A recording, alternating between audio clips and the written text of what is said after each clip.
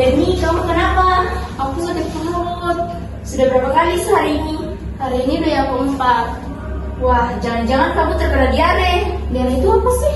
Nah, aku kasih penjelasan ya.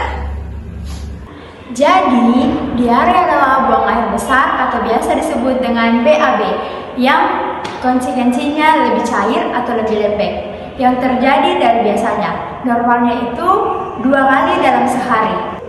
Kondisi ini biasa disertai dengan lendir dan darah. Itulah definisi dari diare. Jenis klinis penyakit diare. Hal ini praktis untuk pengobatan dasar diare pada jenis klinis penyakit yang dapat dengan mudah ditentukan saat anak diperiksa pertama kali.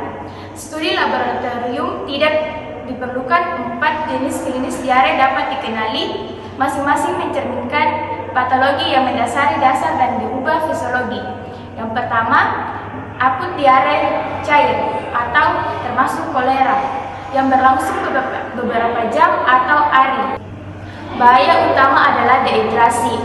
Penurunan berat badan juga dapat terjadi jika makan tidak diteruskan. Yang kedua ada diare akut berdarah yang juga disebut disentri. Bahaya utama adalah kerusakan mukosa usus, sepsis dan kekurangan gizi. Komplikasi lain termasuk dehidrasi juga dapat terjadi. Ya, terus yang ketiga ada persisten yang berlangsung 14 hari atau lebih dari lama.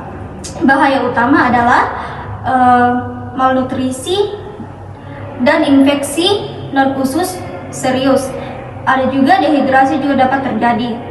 Nah, terus yang keempat, diare juga gizi buruk. Di mana ada bahaya utama adalah infeksi, dehidrasi gagal parah, sistemik, jantung dan vitamin dan kekurangan mineral. Penderita diare akut umumnya mengeluhkan onset yang tak terduga, buang air besar yang encer, rasa kram pada perut, nyeri perut, rasa tidak enak. Nah, adapun karakteristik penyakit usus halus, penurunan berat badan dan nafsu makan. Nah, diare dapat disebabkan oleh beberapa senyawa, termasuk antibiotik dan obat lain. Selain itu, penyalahgunaan pencahar untuk menurunkan berat badan juga dapat menyebabkan diare. Pemeriksaan tekstur kulit dan tingkat keberadaan saliva oral berguna dalam memperkirakan status cairan tubuh. Nah, jika terdapat hipertensi, takikardi, denyut lemah, dan diduga terjadinya dehidrasi. Adanya demam mengindikasikan adanya infeksi. Penyebab diare menurut Dr. Haiki Rahmat. Yang pertama itu infeksi yang disebabkan bakteri, virus, atau parasit. Yang kedua, adanya gangguan penyerapan makanan atau disebut malabsorpsi. Yang ketiga, alergi. Yang keempat, keracunan bahan kimia atau racun yang terkandung dalam makanan. Dan yang kelima, imunodefisiensi, yaitu kekebalan tubuh yang menurun. Adapun gejala klinis dari diare diantaranya buang air besar yang encer lebih dari 3 kali sehari, yang terjadi mendadak dan berlangsung kurang dari 2 minggu, tubuh terasa lemas, mulut kering dan jarang buang air kecil, dan biasanya disertai demam, mual, dan sakit perut.